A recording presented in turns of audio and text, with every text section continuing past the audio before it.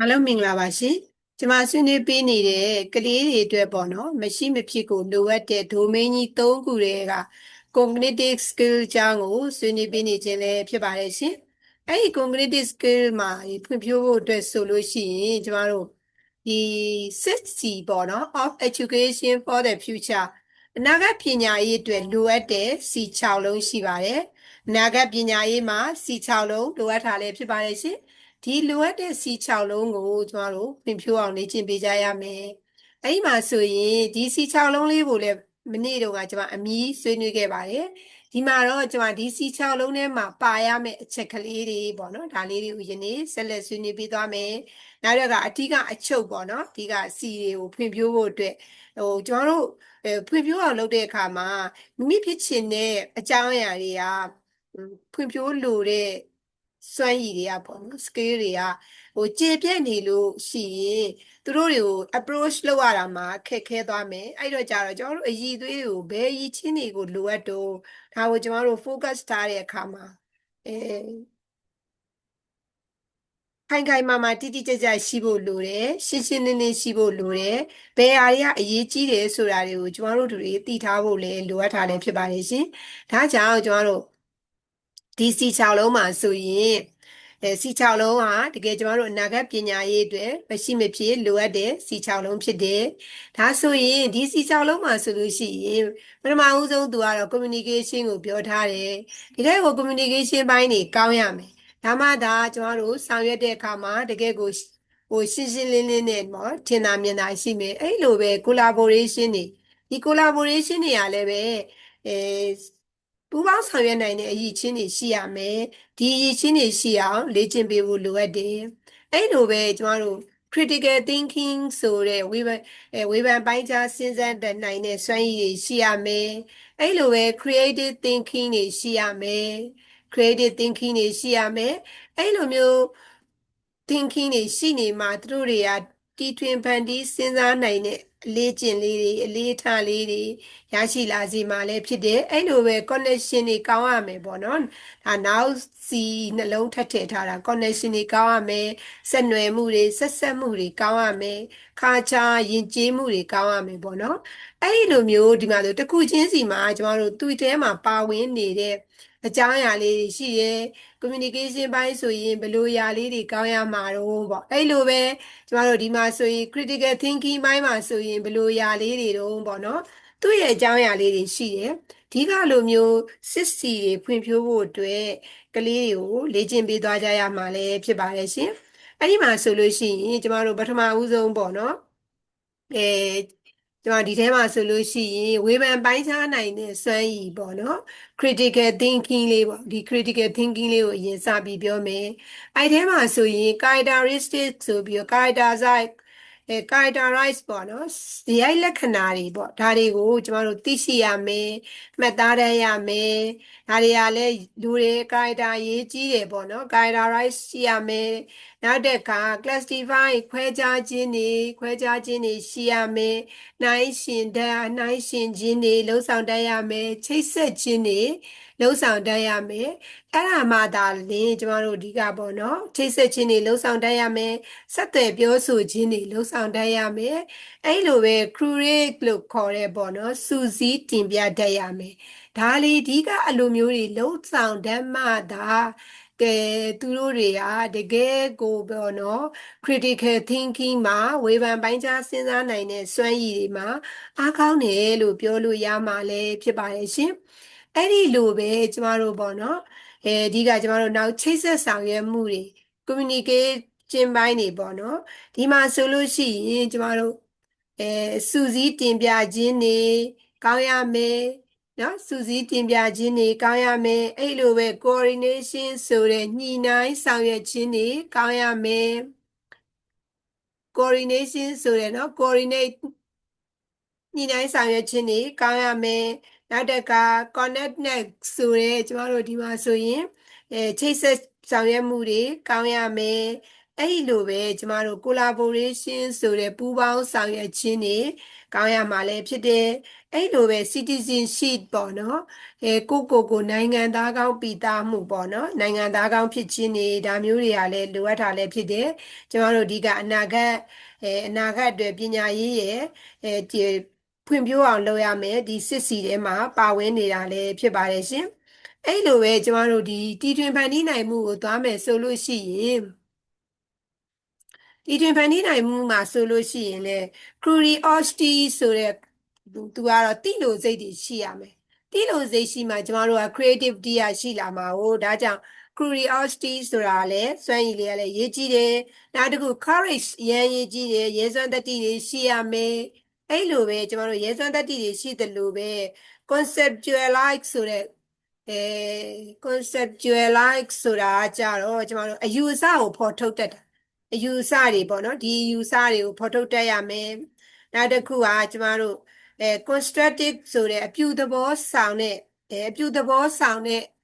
ပုံစံမျိုးတွေရှိရမယ်အဲ့လိုပဲကျမတို့ change ပြောင်းလဲနိုင်ရမယ်ဒီအခြေအနေမှာမိမိစီစဉ်ထားတာဒီပုံစံမျိုးစီစဉ်ထားတဲ့အခြေအနေကပြောင်းလဲရမယ်ဆိုလို့ရှိရင်လည်းပြောင်းလဲနိုင်တဲ့အရည်ချင်းတွေရှိရမှာ culture ယဉ်ကျေးမှုတွေပေါ့နော်ယဉ်ကျေးမှုဆိုင်ရာတွေကိုလည်းပဲဒါကျမတို့ခင့်တဲ့လျော်ညီအောင်ဖြစ်အောင်သူတို့တွေကဖန်တင်တိုးတက်အောင်ဆောင်ရွက်နိုင်တဲ့အလေးအကျင့်လေးတွေရှိရမှာလည်းဖြစ်ပါတယ်ရှင်အဲ့ဒီလိုပဲကျမတို့နောက်ပြီးတော့ကျမတို့ဒီမှာဆိုလို့ရှိရင်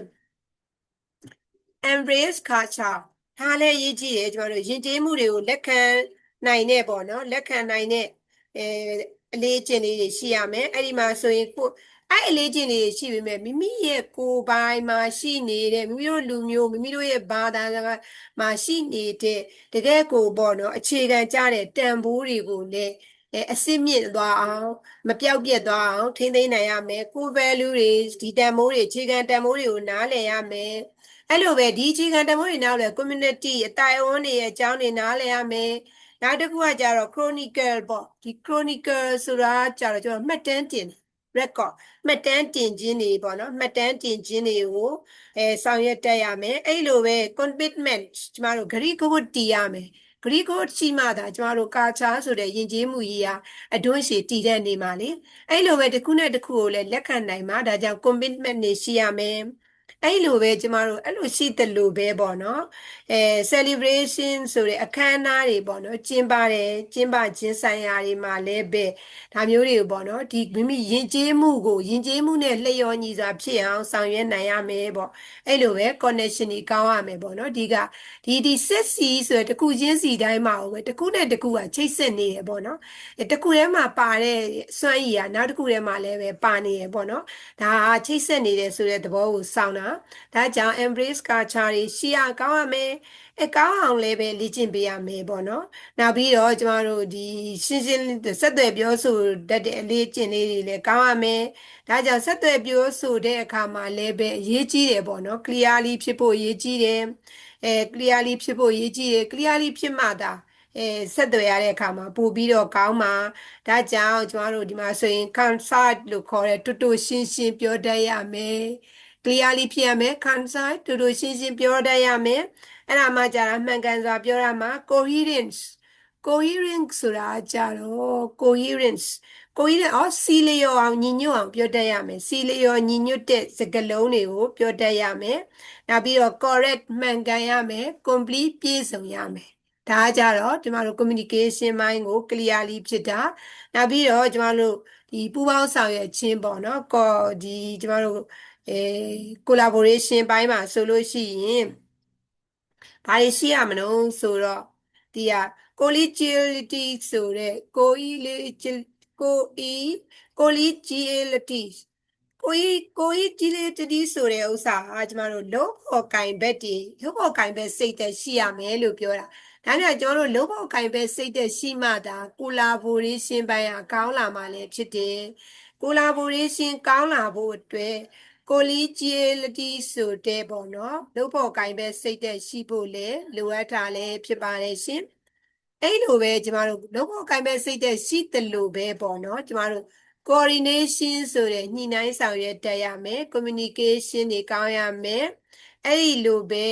coherent ဆိုတဲ့ညီညွတ်မှုတွေရှိရမယ် character ဇယိုက်လက္ခဏာတွေရေးကြည့်တယ် celebration ဂုဏ်ပြုခြင်းတွေအောင်မြင်မှုတွေကိုမျှဝေခြင်းတွေကောင်းရမယ်ဒီကစစ်စီလေးကိုကျမတို့ဘယ်သူကဖော်ထုတ်ခဲ့တာတော့ဆိုရင် Michael Fullan ပေါ့နော် Professor Michael Fullan ပါမောက္ခ Michael Fullan ကနေပြီးတော့ဒါလေးတွေကိုကျမတို့ဖော်ထုတ်ခဲ့တာပေါ့နော်အဲ့တော့ကြတော့ဒီစစ်စီတွေရှိဖို့လိုအပ်ပြီး thinking critically တွေရှိရမယ် communicate clearly တွေရှိရမယ် work collaboratively တွေရှိရမယ် embrace culture တွေရှိရမယ် develop creativity တွေရှိရမယ် utilize connectivity တွေရှိရမယ်အဲ့ဒါကိုကျမတို့အခွဲလေးတွေကတော့များတာပေါ့နော်အဲ့ဒါကိုကျမတို့အဓိက6ခုကိုမှတ်မယ်ဆိုရင်ဆက်သွယ်ရေးတွေပူပေါင်းညီနိုင်ဆောင်ရွက်ခြင်းတွေဝေဖန်ပိုင်းခြားခြင်းတွေတီထွင်ဖန်တီးစဉ်းစားခြင်းတွေနဲ့ဆက်နွယ်ဆက်ဆက်မှုယဉ်ကျေးမှုဆိုပြီးတော့ communication collaboration critical thinking creative thinking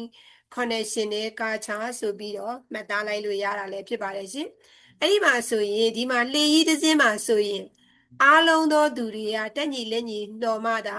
လေယာရှေ့ရောက်မှာဖြစ်တယ်လို့ပဲအဲ့တော့ညီညွတ်မှုဟာအဓိကကြတယ်ဒီမှာလည်းပဲကျမတို့အဓိကကြတဲ့ skill 3ခုကိုချုပ်လိုက်ပါတယ်3 core skill sets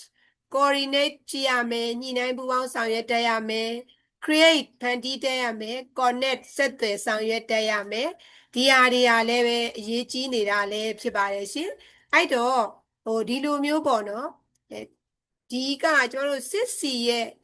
ကိုလည်းဖွံ့ဖြိုးအောင်လှုံ့ဆော်မယ်အဲ့ဒီကပေါ့နော်အဓိကကြတဲ့ဒီ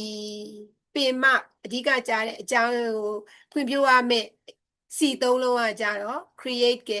coordinate က connect က